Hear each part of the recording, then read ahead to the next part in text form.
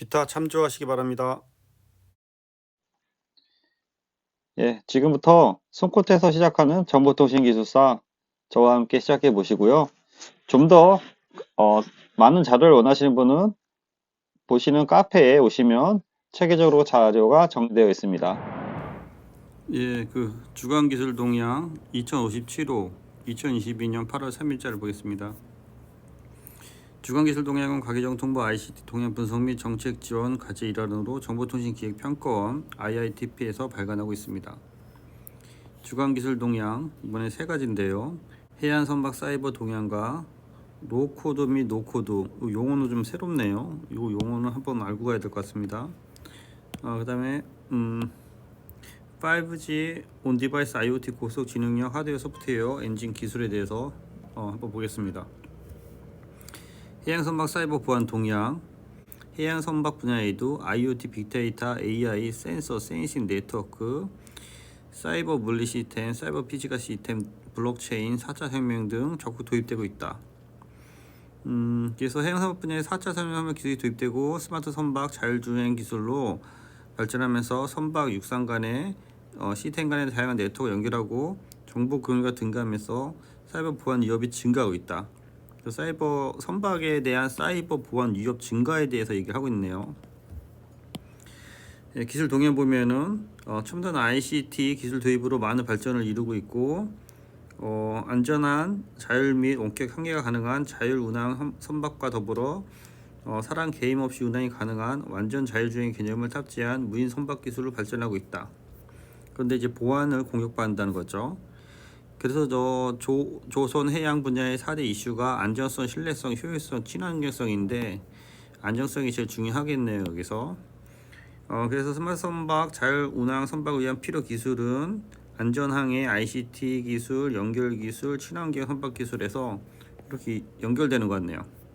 해양 선박 시스템에 갖고 해양 선박 시스템 내에 제어되는 VDR, 카고 컨트롤, 모니터, AMS 등등등이 언급되고 있고요. 전체 네트워크 구성도를 얘기하고 있습니다. 뭐 간단히 그리면 좋겠지만 이런 문제가 나오면 핵심은 요거는 이제 압축해서 그리고요. 문제는 해양이다 보니까 위성을 같이 그려줘야 되는 게 가장 핵심인 것 같습니다.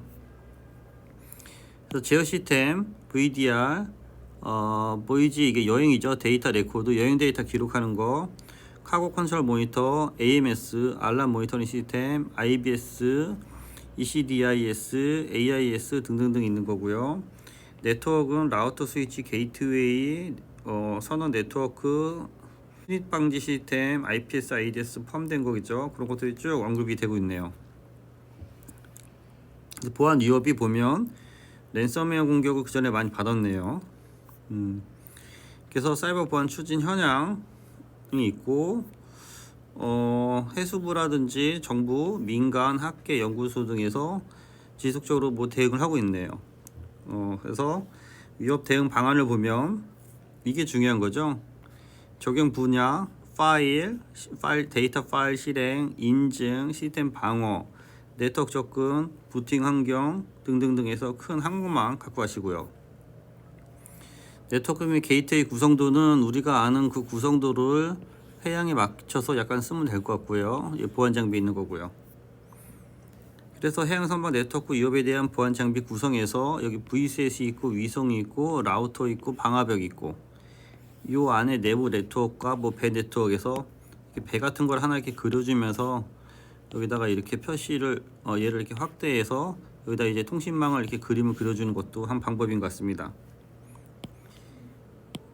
그래서 프록시 캐시 서버 적용된 웹사이트 접근해서 강남선이란 분이 쓴 것 같은데 선박 사이버 보안에 대한 기술적 분석에 대해서 유저들이 프록시나 캐시 서버를 통해서 웹사이트 접속하는 거 뭐 간략히 그린 거고요. 저희는 요게 제일 중요한 관심사가 될 것 같습니다. 해양 선박 시스템 보안 위협에 대한 대응 방안, 제어 시스템, 네트워크 시스템, 어플리케이션, GNSS, VDR, VSAT, AIS, ECDIS, 위성, SAN, CAN, VSAT. 그래서 우리가 아는 것들이죠. MITM, 중간재 공격, 잘못된 데이터 인젝션, GPS 피핑, 원격 파일 포함 부분, 파일 위조, 악성 장비, 위장, 변조, 부인, 서비스 거부, 위장, 변조, 부인, 정보 유출, 이런 것들을 큰 항목별로 이렇게 볼 수 있게 정리를 해서 쓸 수 있게 준비하셔야 되는 거고, 꼭 위성이 들어가야 됩니다. 위성이. 결론은 뭐 잘 해야겠죠.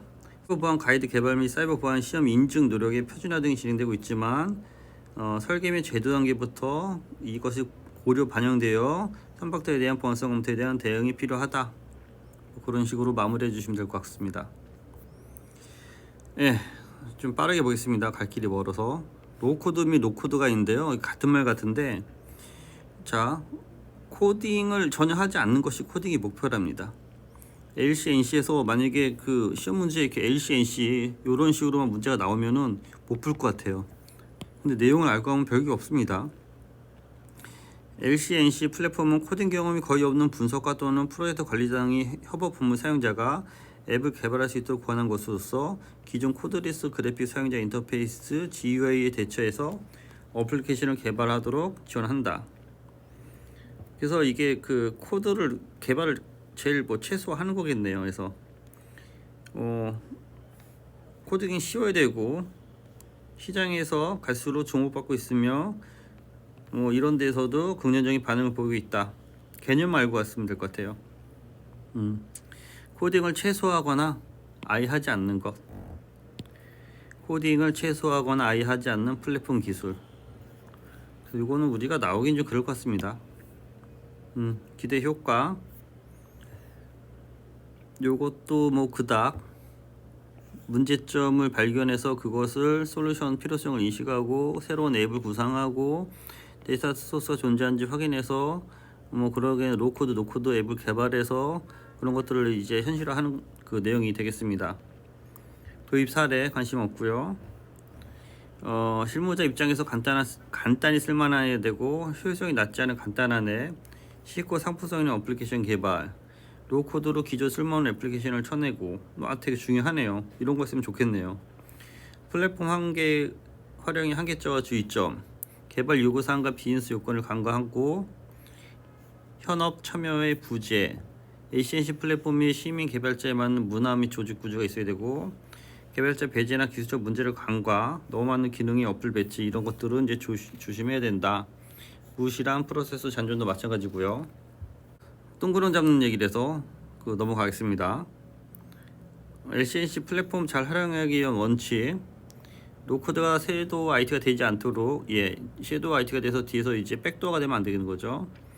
섀도우 IT란 원래 직원들이 IT 부서에서 승인받지 않은 클라우드 어플리케이션이나 서비스를 구입하고 이를 IT 부서 책임자가 파악하지 못한 현상을 의미한다. 로코드 업체들을 홍보에 따르면 마치 모든 것을 개발할 수 있는 것처럼 ACNC 플랫폼 역시 IT의 대상이 될 수 있다. 적절한 IT 자원 인력을 제공하고 API 커넥터를 확보해야 된다. D는 통상적인 거라서 생략하겠습니다. 5G 항공 온디바이스 IoT 고속지능 하드웨어 소프트웨어 엔진 기술. 그림이 좀 괜찮나 모르겠는데요. IoT 센서 이런 것들을 갖고 와서 하이 스피드 인텔리전스 어널리시스 IoT 디바이스에서 얘를 좀 압축해서 이런 것들을 같이 그리면 좋을 것 같은데요. 그닥 정리하기가 좀 쉽지 않을 것 같네요. 동양 1M2M 표준 IoT 플랫폼 모비우스, 괜찮은 그림이 있는지 보고 있는데요. 모비우스 IoT 서비스 관련 디바이스, 그래서 게이트웨이, 큐브, 스마트 홈, 스마트 팜, 스마트 에너지, 스마트 시티, 날씨 건조 그런 것들이 있네요. 얘를 압축해서 그리는 것도 한 방법이 되는 것 같은데 그닥 좋지는 않을 것 같습니다. 사업 추진 현황 별거 없고요. 기술 동향도 크게 와닿는 게 없습니다. 기대 효과, 5G 초고속 환경 활용에서 초지능형 IoT에 대한 천재적 연구 개발과 하드웨어 소프트웨어 공개 통해 기술 주도권을 확보한다. 중간 집중형 AI 기술 엣지 및 디바이스를 중심으로 적용함으로써 보다 빠르고 정밀한 기술 실현이 가능하다. 기술적 효과, 경제 사회적 효과 이것만 잡고 하십시오. 기술적, 경제 사회적 이렇게 쓴다는 거. 예, 다른 한번 저희가 풀이를 한번 보겠습니다. 보안 얘기 나왔으니까 CSAP 한번 넣어봤고요. CSAP 클라우드 상에서 가상자원을 이용자에게 제공하는 서비스고, 클라우드는 클라우드의 보안 인증을 사용자의 편의를 하는 인증 제도입니다. 클라우드 서비스 사용자에 있어 보안 정책 수립 및 준수 여부를 평가 인증 기관이 수행할 필요가 있고요. 그래서 이제 클라우드 서비스 사용자가 있고 클라우드 서비스 이용에 대한 보안 최소를 검증을 해야 되는데, CSAP를 통해서 보안 정책 수준이나 클라우드 보안 수준을 점검하는 겁니다. 그래서 주로 IaaS, SaaS, DaaS에 대해서 5년이나 3년 주기로 이렇게 점검한다는 거죠. 인증 절차는 준비 단계, 평가 단계, 인증 단계로 해서 IoT 그 셉과 C 클라우드 셉을 이렇게 비교한 거고요. IoT 셉은 이제 IoT에 대한 거고, C 셉은 이제 클라우드에 가는 거고. 그래서 이제 등급이 여기는 라이트, 베이직, 스탠다드가 있는데, 여기는 C 셉에 대해서 인증을 주거나 또는 불합격하는 것이 되겠죠. 그래서 최근 공공 클라우드 서비스의 민간 클라우드 전환이 발표돼 있고, 민간 클라우드도 보안에서 기본 방안에 대한 대책 마련이 필요하다 해서 요거는 이제 단답형으로 풀어봤고요.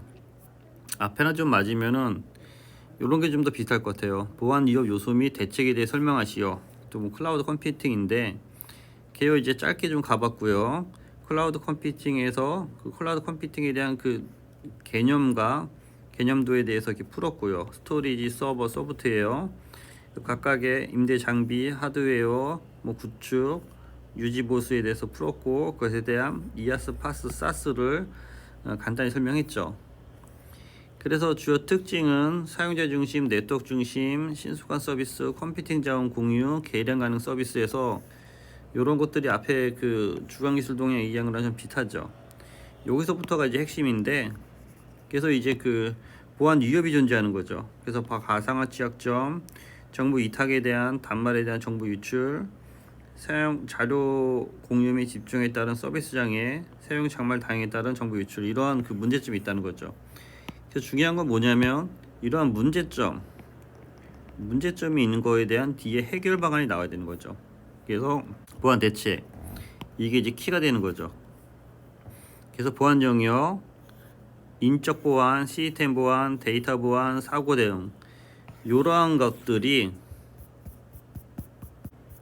앞서 얘기한 이러한 것하고 같이 연계돼야 되는 거죠. 그래서 이게 선박에 대한 보안 위협이 나올 수도 있고, 또는 앞으로 쓰인 저궤도 위성에 대한 보안 위협이 나올 수도 있고, 또는 뭐 스마트 팜에 대해서 나올 수 있고요. 또는 스마트 시티에 대해서도 나올 수 있고요. 각각에 대해서 나오면은 푸는 거는 똑같이 이렇게 풀어줘야 됩니다. 그래서 다시 원 상태로 돌아와서 이제 마무리로 가야 되기 때문에 클라우드 컴퓨팅 도입 시 이제 고려사항이 되고, 그것에 대해서 이제 결론을 냈는데, 요게 앞서 말씀한 만약에 그 선박이면은 얘를 선박에 맞춰서 약간 더 풀어주면 되겠습니다. 네, 이상입니다. 수고했습니다.